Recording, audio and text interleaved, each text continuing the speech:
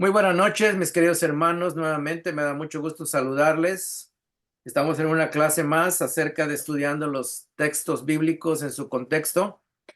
Y hay un tema muy importante que se mueve dentro del ámbito cristiano, no en todas las iglesias evangélicas, pero en la mayoría de las iglesias de corte pentecostés, se mueve unos temas que vamos a tratar hoy. Y aún no entre todos los pentecosteses, ¿verdad? Porque los pentecosteses en realidad se han dividido en 23 ramas, ¿verdad? 23 ramas. Y cada cierto tiempo sale otra, precisamente porque tiene mucho que ver lo que vamos a estudiar hoy. Y la pregunta es, ¿qué es la unción en el Nuevo Testamento?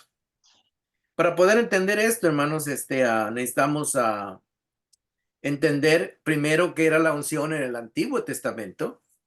Y luego pasamos al Nuevo Testamento, que es algo diferente, ¿verdad?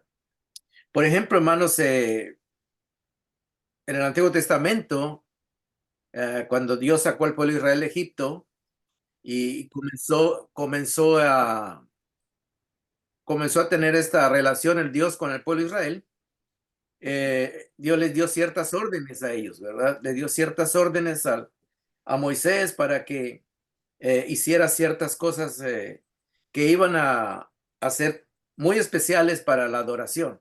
Para poder el pueblo pudiera adorar a Dios y Dios pudiera estar en el pueblo. En el Antiguo Testamento, cuando Dios sacó al pueblo de Israel de Egipto, Dios le ordenó a Moisés ungir con un aceite especial. Fíjense, era un aceite especial que Dios también dio la orden de cómo hacerse ese aceite. Era un aceite era una mezcla de varios aceites y de varias aromas, ¿verdad? Que me imagino que tenían un olor agradable, ¿verdad? Como un perfume. Entonces, porque ese aceite no solamente era aceite simple, sino que tenía una combinación de varios aromas que lo convertían en un perfume, ¿verdad? O un aceite perfumado, le podríamos decir, pero era un aceite exclusivo que Dios le ordenó al pueblo de Israel que usara. Si entonces, hermanos, el primero que fue ungido fue Aarón como el sacerdote, el primer sacerdote que ofició o que iba a ser el líder de los sacerdotes en el pueblo de Israel. Y este aceite, hermano, representaba la presencia de Dios, y ese aceite también servía como para que la gente supiera que tenía la aprobación de Dios, que estaba siendo ordenado para un servicio exclusivo para Dios y que él iba a trabajar, iba a servir en un santuario, iba a servir en lo que nosotros podíamos llamarle templo, aunque en ese tiempo era un templo portátil, ¿verdad? Y, y para y también este sacerdote iba a ungir a los utensilios, las cosas que se iban a usar en el templo, ¿verdad? Si en ese templo, aunque era movible, todo se iba a ungir, dando a entender de que eso iba a ser iban a ser unos artículos, utensilios que se iban a usar solamente apartados y consagrados para Dios, ¿verdad? El aceite era más que todo un símbolo que se estaba usando, aunque ellos en ese tiempo no sabían que era un símbolo, ¿verdad? Hasta después, cuando pasamos al Nuevo Testamento, vamos a entender que representaba la presencia del Espíritu Santo, ¿verdad? Ahí, ¿verdad? Pero hasta en ese momento ellos no lo sabían, simplemente lo veían como algo especial que Dios les ordenó, y que ese aceite representaba esa presencia de Dios ahí. También eso lo podemos ver, está en Éxodo capítulo 28 y capítulo 30. Apúntenlo ahí cuando lo quieran leer. También se usó esta práctica para ungir a profetas, ¿verdad? Cuando se nombraba un profeta, también se le ungía, el sacerdote le ungía. Y este profeta también iba a ser como el portavoz, iba a ser el portavoz entre Dios y el pueblo. Y cuando se le ungía, pues ya sabían que esa persona tenía la aprobación de ese oficio. No cualquiera podía ser ungido. Entonces, era un servicio exclusivo, podríamos decir, que tenía el pueblo, ¿verdad? De ciertas personas que Dios llamaba y la nombraban. También, hermanos, se usó para ungir al rey, ¿verdad? Eran tres oficios que eran ungidos, ¿verdad?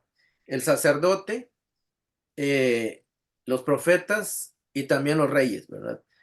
Cuando Dios mandó ungir el primer rey de Israel, que se llamó Saúl, ¿verdad?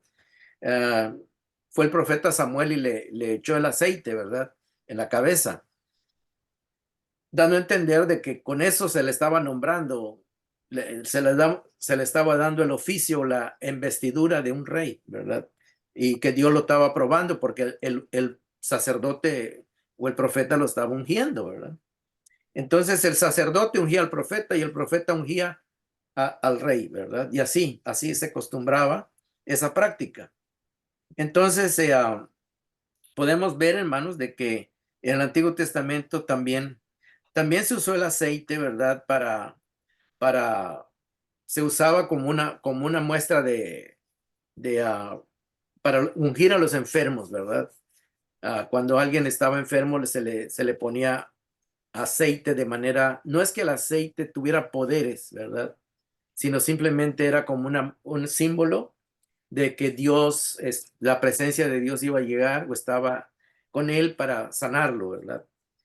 No es que tuviera poderes en realidad el aceite, simplemente se usaba como una muestra de que Dios estaba llegando a esa persona, ¿verdad? Para ayudarle en su necesidad. Pero cuando pasamos al Nuevo Testamento, las cosas cambian, ¿verdad? Porque en el Antiguo Testamento el aceite simbolizaba o representaba la presencia del Espíritu de Dios o la presencia de Dios, la presencia del Espíritu Santo. Pero ya cuando entramos al Nuevo Testamento vemos que cambia la situación. ¿Por qué? Porque ahora ya no se iba a ungir a Jesús con aceite, ¿verdad? Para que como se ungían los sacerdotes o a los reyes, sino que ahora el Espíritu Santo iba a venir directamente sobre él, ¿verdad? Y eso lo podemos ver cuando Jesús empieza su ministerio, ahí en Juan capítulo 1, si lo quiere leer, Juan capítulo 1, versículos 32 y 33, cuando Jesús, todos conocemos esa parte, cuando él va a ser bautizado por Juan, dice ahí Juan capítulo 1, si lo quiere leer, Juan capítulo 1, versículo 32 y 33. Dice así: Juan también dio testimonio y dijo: vi al Espíritu descender del cielo como paloma y permanecer sobre él, o sea, sobre Jesús. Verso 33, yo no lo conocía, dice, pero el que me envió a bautizar con agua me dijo: aquel sobre quien ves que el Espíritu Santo desciende y que permanece sobre él, dice, es el que bautiza con el Espíritu Santo. Y yo lo he visto y he dado testimonio de que este es el Hijo de Dios. O sea que ahora en el Nuevo Testamento, cuando llega Jesús, ya no se usa el aceite como símbolo, ya no se usa el símbolo, sino ahora es directamente es el Espíritu Santo que llega, ¿verdad? Y dice que desciende sobre Jesús en forma de paloma y se hace visible, ¿verdad? Para que la gente se diera cuenta de que Jesús era el ungido ahora, ¿verdad? Y se le llama ungido porque, porque se usa el término antiguo, ¿verdad? Del Antiguo Testamento, que se ungía al sacerdote, al rey, al profeta. Y Jesús venía a cumplir los tres, ¿verdad? Venía a ser este sacerdote. Él ahorita está fungiendo como sacerdote, intercediendo por nosotros, como rey, porque él es la máxima autoridad del universo, juntamente con el Padre y el Espíritu Santo. Y como profeta, porque él vino a hablar y llamar a la gente al arrepentimiento, ¿verdad? Y vino también a predicar la palabra de Dios, ¿verdad? Entonces, esos tres oficios los cumple Jesús en una sola persona, pero ya no es ungido con el aceite, ahora es con la presencia del Espíritu Santo directamente con él, ¿verdad? Entonces vemos que en el Nuevo Testamento ya no se usa el aceite para nombrar ni aún los apóstoles, ¿verdad? Ni aún a los apóstoles Jesús les echó aceite, ¿verdad? Sino que vamos a ver que Jesús lo que hizo es darles el Espíritu Santo. Entonces, así es como los empoderó, los capacitó y les dio el oficio de que ellos iban a ser apóstoles, evangelistas, que iban a llevar la palabra de Dios. Entonces cambia totalmente la forma de ungir, ¿verdad? Ahora ya no es por el aceite, ahora es directamente con la presencia del Espíritu Santo. Entonces, esto es bien importante, ¿verdad? Porque cuando nosotros oímos de la unción, ¿verdad? De la unción, ah, entendemos en la Biblia, se entiende que es la presencia del Espíritu Santo, ¿verdad? La presencia del Espíritu Santo. Y empezó en el Nuevo Testamento, empezó con Jesús y luego con los apóstoles y así sucesivamente vamos a ir viendo, ¿verdad? Que la unción es la presencia del Espíritu Santo, la cual llega a todo creyente, ¿verdad? Si nosotros vemos, ¿verdad? En Lucas capítulo 4, usted abre su Biblia en Lucas capítulo 4, vamos a ver en el versículo 18 lo que dice acá. Llega Jesús y empieza él a predicar la palabra de Dios, empieza a ir a los lugares donde se reunían allá en sus pueblos en Israel, que eran las sinagogas, así se le llamaba, en lugares donde iban a estudiar el Antiguo Testamento, porque el Nuevo Testamento todavía no se había escrito. Y Jesús agarra y va a uno de esos lugares, a una sinagoga, y dice que él toma el rollo porque antes escribían en pieles de camello, ¿verdad? Escribían y luego las enrollaban. No había como ahora que tenemos libros. Entonces ahí dice, por eso dice que agarró el rollo, ¿verdad? Que era piel de camello, ¿verdad? Donde se escribían la palabra en esa época. Y dice que Jesús lee el versículo 17, Lucas 4:17 dice, se le dio el libro del profeta Isaías. Y dice, y en otras versiones dice rollo, ¿verdad? Porque en realidad era rollo. Y al abrirlo encontró el texto que dice, el Espíritu del Señor está sobre mí, dice Jesús. Me ha ungido, dice, para proclamar buenas noticias a los pobres. Me ha enviado a proclamar libertad a los cautivos y dar vista a los ciegos, a poner en libertad a los oprimidos y a proclamar el año de la buena voluntad del Señor. Ahí Jesús comienza su ministerio, ¿verdad? Ahí Jesús empieza a poner en práctica el nombramiento, el oficio que el Espíritu Santo lo había empoderado cuando se bautizó para que él hiciera el trabajo que vino a hacer, el trabajo de profeta. Profeta quiere decir el portavoz de Dios, ¿verdad? El que viene a hablar en nombre de Dios. Luego Luego iba a fungir el ministerio de rey, ¿verdad? De rey, porque después que resucitó dice que fue entronado, fue puesto en el cielo, se sentó en el trono, ¿verdad? Trono de Dios. Y también está intercediendo como sacerdote ah, para el perdón de nuestros pecados, ¿verdad? Eso lo sabemos en la Biblia, otras partes de la Biblia. Pero estamos viendo esto, hermanos, para que entendamos qué es la unción, ¿verdad? Porque en realidad la unción quiere decir el empoderamiento que Dios nos da para servirle, para hacer su obra a través de la presencia del Espíritu Santo. Entonces, si nosotros vemos Juan capítulo, eh, Juan capítulo 20, bueno, antes de leer Juan 20, vamos a leer Hechos 10. Hechos 10, estoy pasando sus pasajes para que usted vea cómo se usa el término de la unción, que precisamente habla del Espíritu Santo. Hechos capítulo 10, versículo 37 y 38. Hechos 10, 37 y 38. Y aquí el apóstol Pedro está explicando, hablando el evangelio, predicando el evangelio en casa de un romano que se llamaba Cornelio. Entonces le está explicando, le dice así en el versículo 37, ustedes bien saben que después del bautismo que predicó Juan, dice Juan el Bautista, este mensaje se divulgó por toda Judea a partir de Galilea. O sea que Juan el Bautista estaba llamando a la gente al arrepentimiento.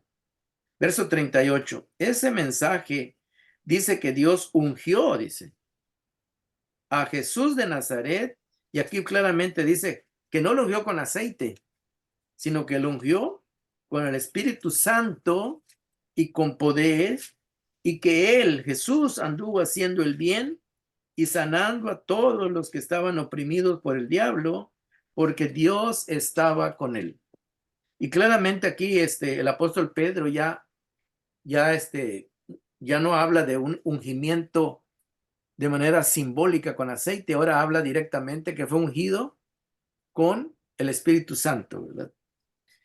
Entonces, ungir, hermanos, quiere decir mojar a alguien con aceite, ¿verdad?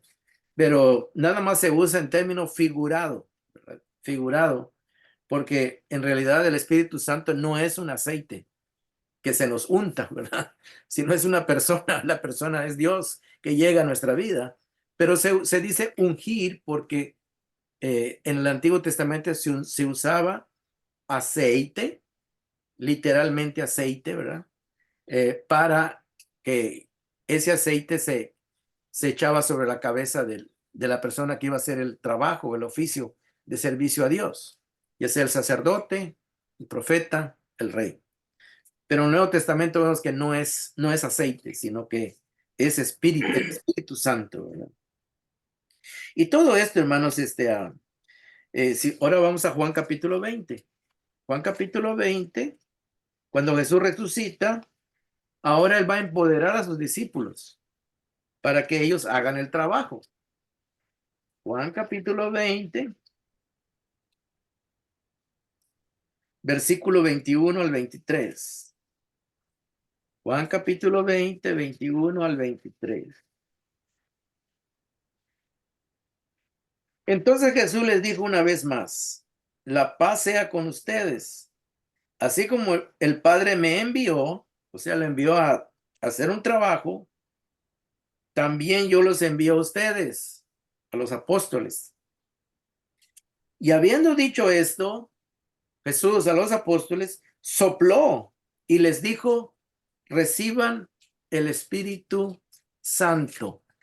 O sea que Jesús ahora está empoderando, está nombrando a los apóstoles, dándoles el poder y la autoridad para que ellos vayan a predicar el Evangelio. Y luego dice en el versículo 23, a quienes ustedes perdonen los pecados a través del bautismo y el arrepentimiento, les serán perdonados. Y a quienes no se los perdonen porque no hicieron caso, ¿verdad? No, a la invitación de la salvación que es en Cristo, no les serán perdonados, simplemente, ¿verdad? Lo que está queriendo decir. En otras palabras, que ahora Jesús iba a ir al cielo y ahora los apóstoles eran los encargados, los ungidos, entre comillas, no con aceite, ya vimos, sino con el Espíritu Santo para hacer el trabajo de llevar el Evangelio, de bautizar a las personas, de enseñarles la palabra de Dios, etcétera.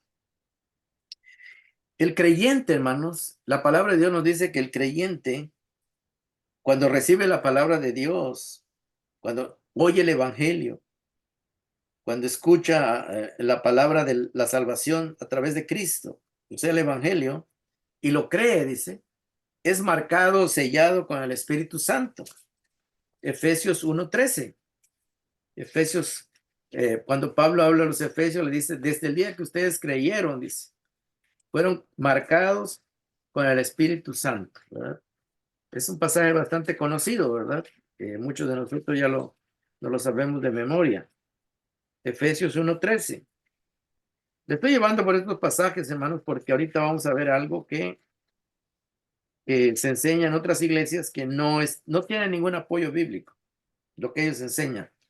Efesios 1:13 dice así, Dice, también ustedes, le dice Pablo a los Efesios, luego de haber oído la palabra de verdad, es muy importante esa frase de verdad, ¿no? Porque el evangelio, hermanos, el evangelio es verdad. Y el evangelio tiene que ver con que Cristo, primero con que Dios se hizo hombre, ¿verdad?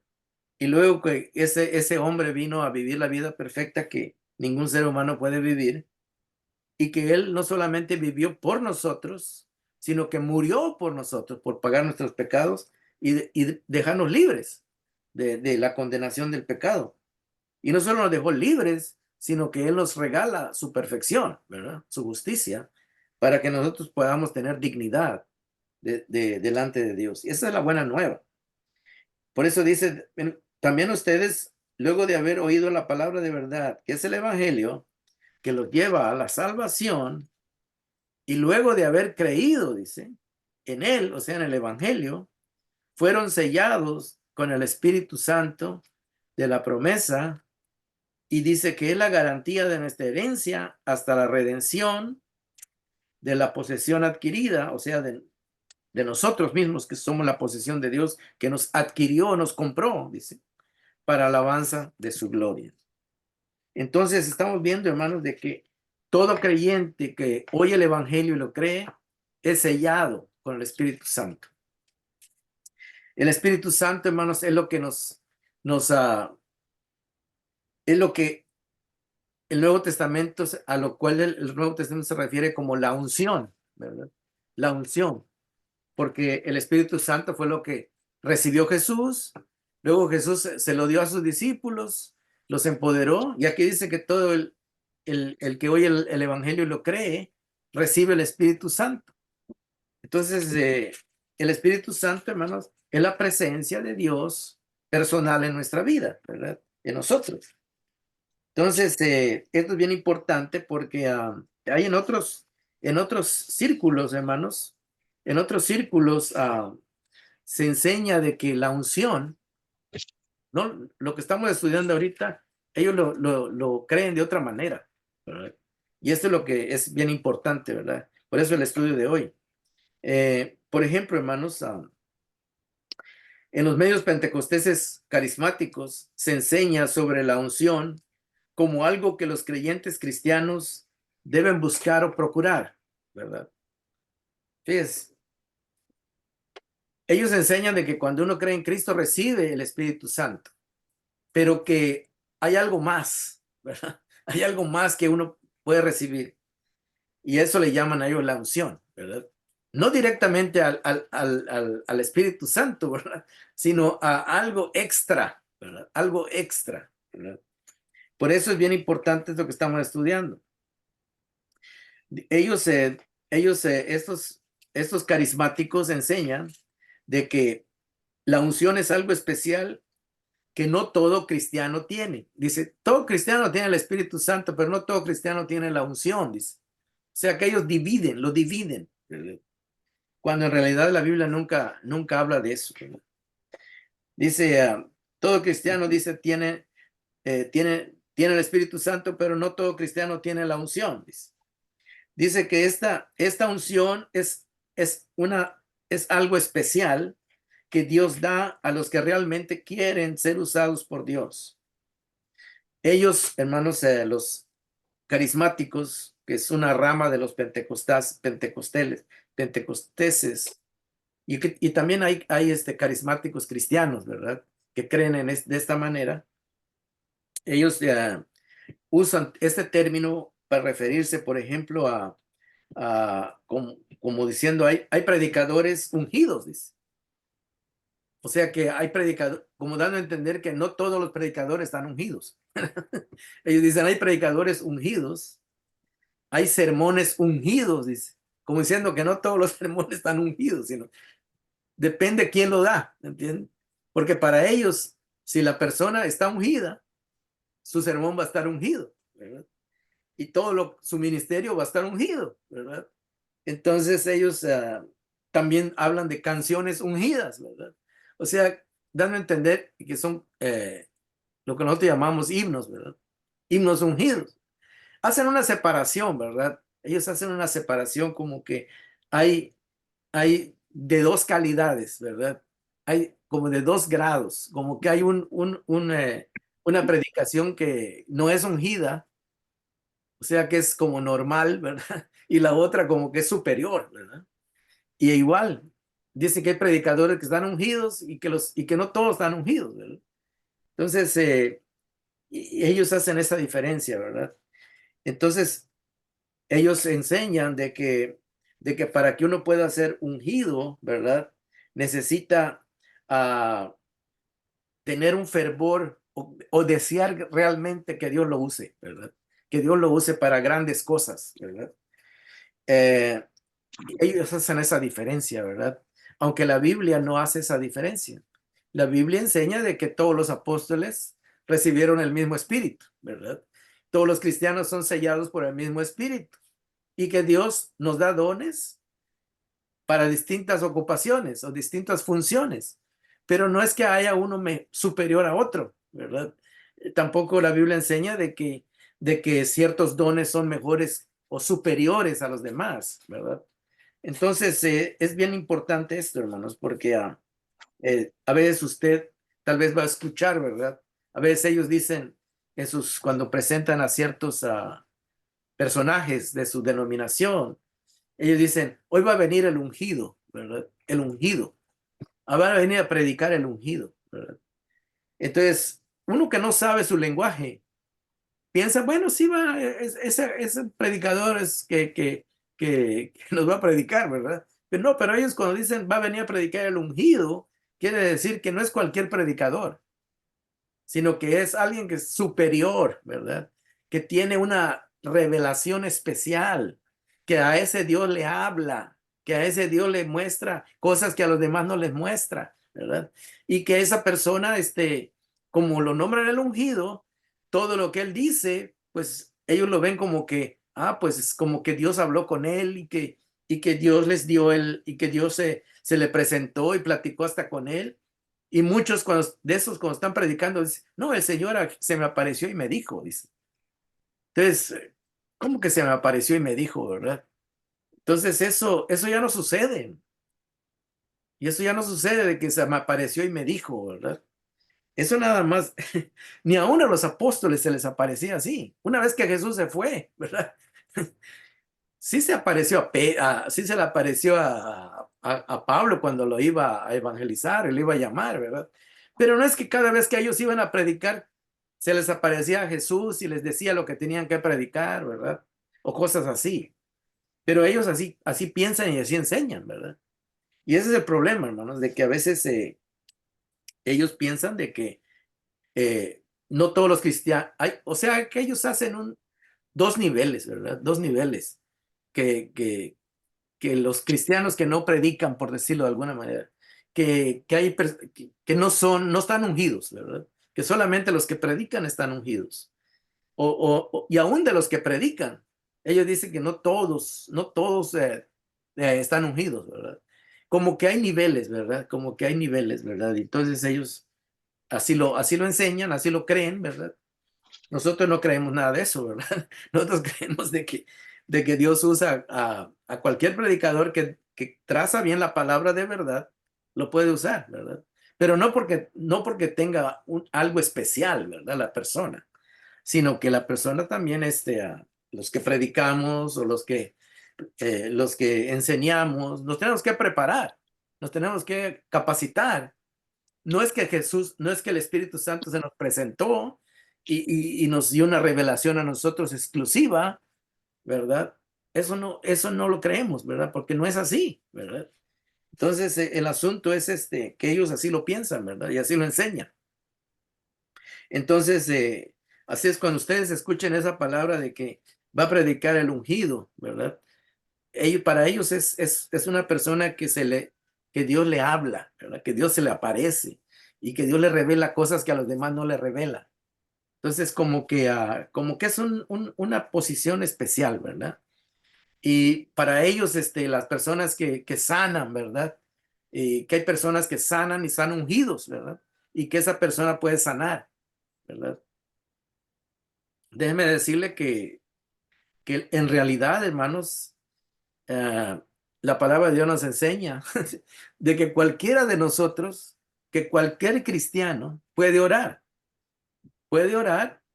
y que Dios escucha la oración del justo, dice. Así dice, ¿no? La Biblia. O sea que usted no te necesita ser una persona ungida en esa categoría especial para que su oración sea superior o mejor que la de cualquier otro hermano, ¿verdad? O sea que cualquiera de nosotros, Dios nos oye cuando en oración es humilde, ¿verdad? Y Dios actúa de acuerdo a su voluntad, no de acuerdo a un grado de ungimiento, ¿verdad? En otras palabras, ellos así enseñan, ¿verdad? De que si usted ora y no está ungido, pues Dios no va a sanarlo, no le va a contestar. Pero si ora el ungido, ¿verdad? Es casi seguro que Dios a él sí lo va a escuchar, ¿verdad? Entonces, hacen esa diferencia que la Biblia no enseña, no la enseña en ningún lado, ¿verdad? Pero ellos así lo enseñan y así lo creen, ¿verdad?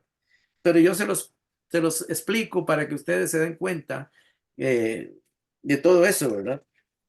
De todo eso. Dice, también ellos dicen, enseñan, ¿verdad? De que hablan de la unción davídica, ¿verdad? La unción davídica, ellos dicen de que ellos oran y tocan los instrumentos, o sea, no es que los toquen de que hagan sonido, sino que ponen sus manos sobre los instrumentos musicales que se usan en la iglesia, ¿verdad? Para que esos instrumentos no entren los demonios, ¿verdad? Fíjese hasta dónde llegan, que no entren los demonios y que para cuando se toquen, los que lo tocan, como que Dios mismo se meta en esos instrumentos, el Espíritu Santo se meta en un instrumento que no tiene vida, imagínense. Y para que supuestamente esa adoración Dios la reciba, ¿verdad? Cuando el instrumento simplemente es un aparato sin vida, ¿verdad? Pero que ellos así lo enseñan, así lo creen, ¿verdad? Entonces ellos oran por los instrumentos, hermanos, y los ungen, ¿verdad? Supuestamente para que la música sea mejor, realmente Dios la reciba, ¿verdad? Cuando la Biblia no enseña nada de eso, ¿verdad? No enseña nada de eso. Entonces, todo eso, hermanos, son cosas que ellos enseñan que en realidad la Biblia no los apoya, ¿verdad? No los apoya. Ah, hermanos, hay otras cosas que ellos enseñan, ¿verdad? Dicen de que los creyentes, ¿verdad? Que los creyentes necesitan desbloquearse, como que están bloqueados, ¿verdad? Como que el creyente necesita romper algo que está ahí que no permite que esa unción entre, ¿verdad? Y hay que desbloquear al creyente y oran por el creyente, ¿verdad? Para que el creyente se libere y que el Espíritu Santo le pueda dar esa extra unción, ¿verdad? Ellos le llaman unción. La Biblia no enseña nada de eso, pero yo se los presento para que ustedes sepan, cuando oigan, sepan de qué se trata, ¿verdad? Sepan de qué se trata. Vamos a entrar, hermanos, a una parte donde en realidad, cuando la Biblia, ya vimos que en el Nuevo Testamento habla de la unción, es la presencia del Espíritu Santo primero en Jesús, luego en los apóstoles y luego en todo aquel que cree, es sellado con el Espíritu Santo, y el Espíritu da dones para que nosotros como creyentes podamos servir en distintas áreas, ¿verdad? Servir en distintas áreas en el esparcimiento y en el crecimiento de la obra. Pero, hermanos, el pasaje que nos atañe hoy, ¿verdad? Está en Primera de Juan, capítulo 2. Y ahí es donde también es bien importante leer estos pasajes y entenderlos. Porque hay un pasaje en este capítulo que ellos usan, pero lo sacan de contexto totalmente. El apóstol Juan, hermanos, escribe esta carta alrededor del año 90, 80 tal vez, después de Cristo. O tal vez antes, no se sabe exactamente cuándo la escribió. Tal vez la escribió en el año 70 o 75, 80, no sé, no. Pero era antes, totalmente era antes del año 100. Y él como apóstol, él estaba pendiente de que en la iglesia no entraran falsas enseñanzas. Había un grupo, hermanos, un grupo de filósofos que ellos creían de que Dios no podía vivir sí, vivir en un ser humano. Pues, los gnósticos creían que el espíritu, Dios como es espíritu y es puro y perfecto, no podía vivir dentro de la carne humana, o sea, de un ser humano, porque el ser humano es malo, ¿verdad? Entonces no puede vivir ahí, ¿verdad? Según esta gente, ¿verdad? Así pensaba. Y esto se les conoce como los gnósticos. Hasta el día de hoy hay gnósticos, ¿verdad? Pero aún en la época del apóstol Juan ya existían. Y estos negaban la divinidad de Jesús. Ellos decían, no, Jesús fue un simple hombre, fue un simple hombre. Porque Dios, según ellos, decían que es santo y puro, no puede vivir en un cuerpo corruptible, ¿verdad? Entonces, pero el Evangelio, hermanos, el Evangelio nos revela que Dios se hizo hombre en la persona de Jesús, en la persona de Jesucristo. Esa es una verdad, esa es la verdad bíblica que trae salvación. Porque si Jesús no hubiese sido Dios y hombre, nunca hubiese sido perfecto, hubiese nacido como un simple hombre pecador, no hubiese sido perfecto en santidad como lo fue. El asunto, hermanos, es de que el cristianismo no existiría o no podría existir si Jesús no se hubiese hecho hombre, si Dios no se hubiese hecho hombre en la persona de Jesús, si Jesucristo no tuviese esas dos naturalezas, tanto la divina como la humana. Y esto estaba entrando en las iglesias primeras del primer siglo, porque esta carta de Juan se escribió en el primer siglo. Ahora vamos a leer el capítulo 1 de Juan 2, 18 en adelante. Hijitos, le dice Juan, están ahí, espero que estén ahí. 1 de Juan 2, 18. Hijitos, han llegado los últimos tiempos, dice Juan. Y así como ustedes oyeron que el anticristo viene, el anticristo es el que está, la palabra anticristo quiere decir contrario a Cristo, el que está en contra de Cristo. Y la palabra Cristo quiere decir ungido, fíjese, ungido precisamente, el antiungido. Dice, por esto, dice, sabemos que han llegado los últimos tiempos, dice. Ellos, dice, estos anticristos, estas personas que están en contra del ungido o que no aceptan a Jesús como el ungido, dice, ellos salieron de nosotros. Dice. O sea, que empezaron en la iglesia, empezaron, al principio creyeron en la iglesia, creyeron en Cristo y se unieron a la iglesia. Dice, ellos salieron de nosotros, pero no eran de nosotros, dice. Si hubieran sido de nosotros, habrían permanecido con nosotros, dice el apóstol Juan, creyendo en el Cristo divino humano. Pero salieron para que fuera evidente que no todos son de nosotros, dice el apóstol Juan. Pero ustedes, dice, ustedes, hablando de los que sí se permanecieron en la iglesia o estaban permaneciendo, pero ustedes tienen la unción, dice, del santo. Tienen la unción del santo y conocen todas las cosas. Cuando dice que tienen la unción del santo, se refiere a la revelación que el Espíritu Santo hace al creyente para que pueda creer que Dios se hizo hombre en la persona de Jesucristo y que solamente en él hay salvación.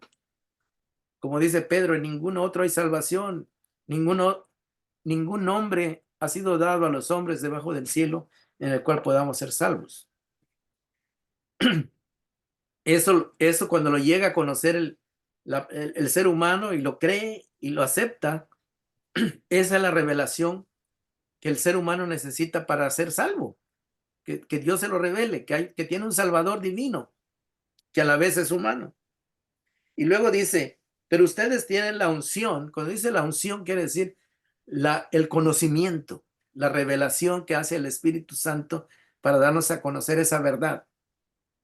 Dice, y conocen todas las cosas. Cuando dice todas las cosas referentes a la salvación. Y luego dice así, no les he escrito porque no conocen la verdad, que ya la conocían, sino porque la conocen, dice, y porque ninguna mentira, dice, procede de la verdad. Aquí está hablando de la verdad de que Jesucristo es el Hijo de Dios, ¿verdad? Vamos a seguir. Va a explicar en qué consiste la mentira de estos que se salieron de la iglesia. ¿Quién es el mentiroso? Dice Juan, sino el que niega que Jesús es el ungido. La palabra Cristo quiere decir ungido, nada más que está traducida, ¿verdad? Este es el anticristo, el que niega al Padre y al Hijo, como diciendo, uh, este Hijo, Jesús, ellos decían que no podía ser hijo de Dios porque era humano, ¿verdad? Y que Dios no se podía hacer humano, según la creencia de ellos, ¿verdad? Pero la verdad es que Dios sí se hizo humano en la persona de Jesús. Y luego dice el verso 23, todo el que niega al Hijo tampoco tiene al Padre. El que confiesa, o sea, cree de verdad, confiesa al Hijo como divino, tiene también al Padre que es divino, dice. Que permanezcan ustedes lo que han oído desde el principio, o sea, cuando se les anunció el Evangelio. Si lo que han oído desde el principio permanece en ustedes, también ustedes permanecerán en el Hijo y en el Padre. Y esta es la promesa que nos hizo, la vida eterna. Creer que Dios se hizo hombre y vino a este mundo en la persona de Jesucristo, el Hijo, dice, y Él nos salva del pecado. Eso es lo que nos da la vida eterna. Verso 26. Les he escrito acerca de los que los engañan, dice. O sea, que los que no creen en el Hijo, estas personas estaban enseñando o tratando de que los primeros cristianos dejaran de creer en Jesús como el Hijo de Dios. Por eso Juan dice que son engañadores, son anticristos. Dice, verso 26, les he escrito esto acerca de los que los engañan. Dice. Verso 27, la unción o el conocimiento de que Jesús es el Hijo, ¿verdad?, de Dios, la unción que ustedes recibieron de Él permanece en ustedes y no tienen necesidad de que nadie les enseñe, refiriéndose a los mentirosos que habían salido de la iglesia. Así como la unción misma les enseña todas las cosas, la unción es el Espíritu Santo que revela la verdad. Dice, así como la unción misma les enseña todas las cosas y es verdadera y no falsa, permanezcan en él, tal y como él, el Espíritu Santo, el Espíritu de Cristo, les ha enseñado. Hermanos, en este versículo 27, estas personas que enseñan, estos carismáticos, ¿verdad?, que enseñan de la unción, fíjese cómo entienden este versículo. Dice, la unción que ustedes recibieron de él permanece en ustedes y no tienen necesidad de que nadie les enseñe. Fíjese. Estas personas carismáticas enseñan o creen, ¿verdad?, de que el Espíritu Santo te va a enseñar y que no necesitas ir a ningún instituto, ninguna escuela, no necesitas prepararte, no necesitas estudiar la Biblia a fondo, ¿verdad?, a conciencia, sino que el Espíritu Santo te la va a revelar, dice. Y no necesitas que nadie te enseñe, dice. Pero aquí, irónicamente, hermanos, el apóstol Juan está diciendo que esos que se creían maestros gnósticos no tenían, realmente no conocían la verdad. Son mentirosos, son anticristos, dice. Y aquí Juan está diciendo, ustedes no necesitan que un mentiroso venga a enseñarles una mentira, es lo que está queriendo decir. Pero estos hermanos de ahora, carismáticos, dicen, no necesitas que nadie te enseñe, dice. Precisamente, hermanos, estos hermanos están en contra del estudio. Son los hermanos que menos conocen de la Biblia, porque precisamente porque malinterpretan este versículo. Ellos piensan que no necesitan que nadie les instruya, que no necesitan saber clases de interpretación bíblica, no necesitan saber clases de historia bíblica, ni qué significan las palabras en griego, en hebreo. No necesitan nada de eso. Dicen que porque el Espíritu Santo se los va a revelar. Y precisamente por eso ellos inventan cosas que según ellos piensan que están bien, ¿verdad? Así que hermanos, la unción en el Nuevo Testamento, hermanos, en este pasaje que estamos estudiando, se refiere al conocimiento que da el Espíritu Santo sobre la divinidad y la humanidad de Cristo, de que Cristo es hijo de Dios. Porque ellos decían, no, Jesús no puede ser hijo de Dios, porque según ellos pensaban de que Dios, por ser puro y santo, no podía vivir en un cuerpo pecador, en un cuerpo humano. Pero la revelación del Espíritu Santo nos dice que sí, que Dios se hizo hombre en la persona de Jesucristo. Y esa es la unción, quiere decir lo que el Espíritu Santo nos ha revelado. La unción está hablando de la verdad. Vamos a ver para terminar Juan capítulo 14, porque el Espíritu Santo, hermanos, precisamente lo que hace, enseñar la verdad de Dios. Y Juan aquí está diciendo que el que no acepta al Hijo es mentiroso. El que no acepta que Jesús es divino, es hijo de Dios, es mentiroso. Y Juan 14, 15 al 17,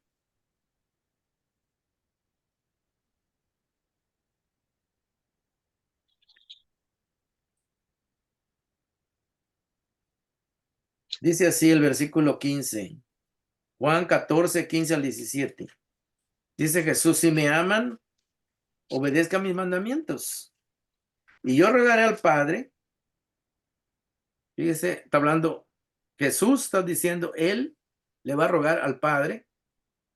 El Padre es uno, Jesús es dos, y luego dice, y él les dará, el Padre les dará otro consolador, una tercera persona, otro consolador, para que esté con ustedes para siempre.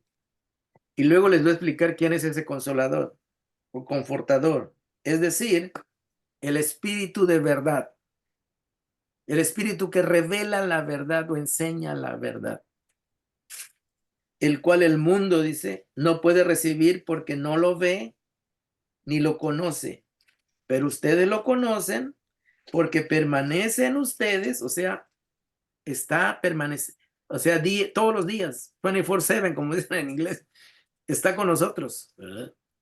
Dice, o estaba con los apóstoles, y estará, dice, en ustedes. Y luego el versículo 25 y 26 de ese capítulo, les he dicho estas cosas mientras estoy con ustedes, dice, personalmente. Verso 26, pero el Espíritu Santo, a quien el Padre enviará en mi nombre, ahí están los tres, Espíritu Santo uno, a quien el Padre dos, enviará en mi nombre tres, la Trinidad, los consolará y les enseñará todas las cosas que se refieren a la vida de Dios, a la vida espiritual. Y luego dice, y les recordará todo lo que yo les he dicho. En otras palabras, hermanos, las personas que no aceptan y no creen que es el Hijo de Dios, que Jesús es divino, ¿verdad? Pues no han recibido esa revelación. Gracias a Dios, nosotros sabemos quién es Jesucristo. Y ese es Jesucristo es el centro de la fe cristiana. Jesucristo es el centro de la salvación, que Dios envió a su Hijo al mundo para que todo aquel que en él cree no se pierda, mas tenga vida eterna. Hoy venía manejando y venía venía viendo un letrero que tenía un vehículo, un carro, ¿verdad? Un carro, y este carro decía que los musulmanes creen, dice, en el Hijo de la Virgen María. Fíjese cómo se contradicen.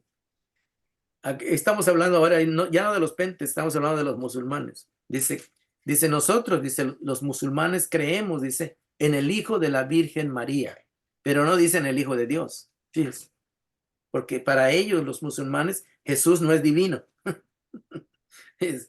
Pero dicen que, entonces, si fue hijo de la Virgen María, ¿cómo nació si fuera virgen? Es el punto, ¿verdad? Que no concuerda.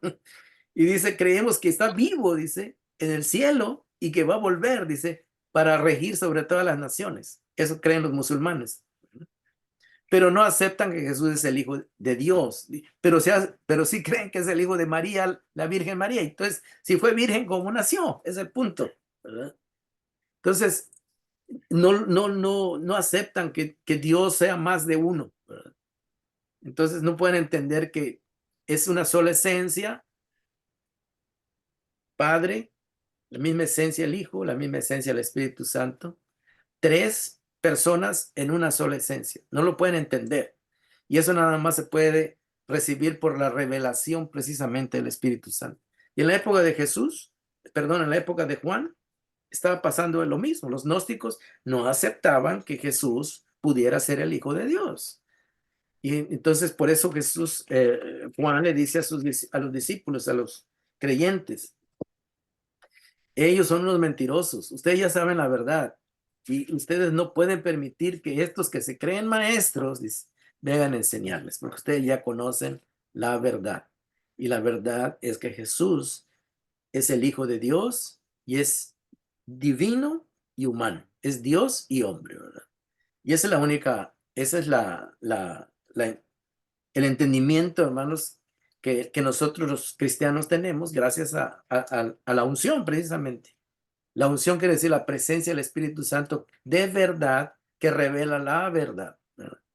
Y esa es la verdad de la Biblia, ¿verdad? La verdad del Nuevo Testamento, que Dios se hizo hombre en la persona de su Hijo Jesucristo y que Él es nuestro Señor y nuestro Salvador, ¿verdad? Y que gracias a eso nosotros podemos ser salvos del pecado, ¿verdad? Bueno, hermanos, entonces nosotros creemos en la unción, pero no igual como la creen ellos, ¿verdad? Como la creen los carismáticos. Los carismáticos creen que es una, algo especial que tienen ciertos cristianos, no todos, ¿verdad? Y que eso los empodera para hacer ciertas cosas que no todos los cristianos tienen, ¿verdad? Entonces, ellos dividen esto, dividen la presencia del Espíritu Santo en dos categorías, ¿verdad? Entonces, dice, están los normales, ¿verdad? Los cristianos normales y los ungidos, ¿verdad? Entonces, pero en realidad la Biblia no enseña eso. La Biblia enseña que todos tenemos el Espíritu Santo y que no hay cristianos especiales, ¿verdad? O cristianos que sean de un nivel superior a otros, ¿verdad?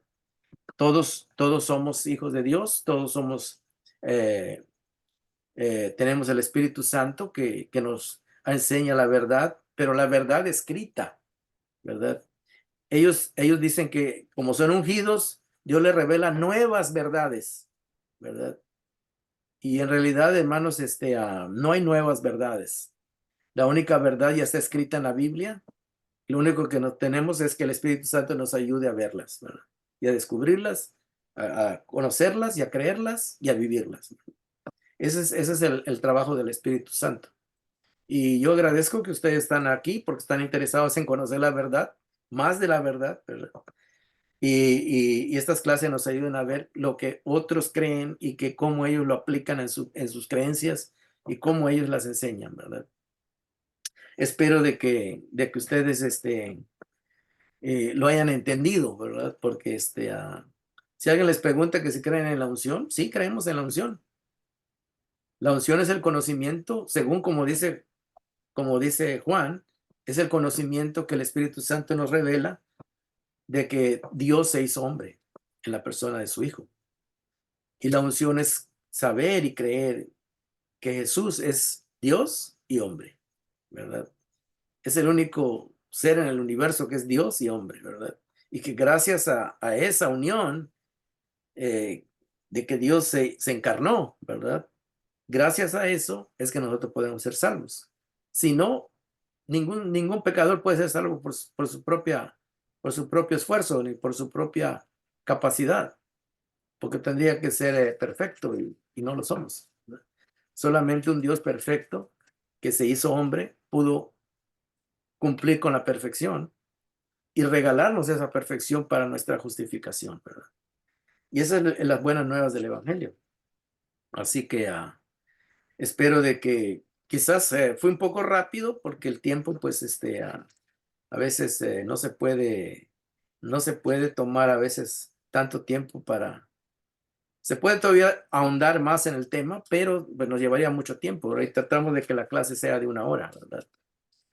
Espero que ahorita vamos a terminar la grabación y ustedes pueden hacer preguntas, a ver si entendieron el tema, ¿verdad? O tienen algo que no les quedó claro, pues vamos a terminar la grabación. Le damos las gracias por su atención y quédense ahí y vamos a platicar. Que Dios me los bendiga.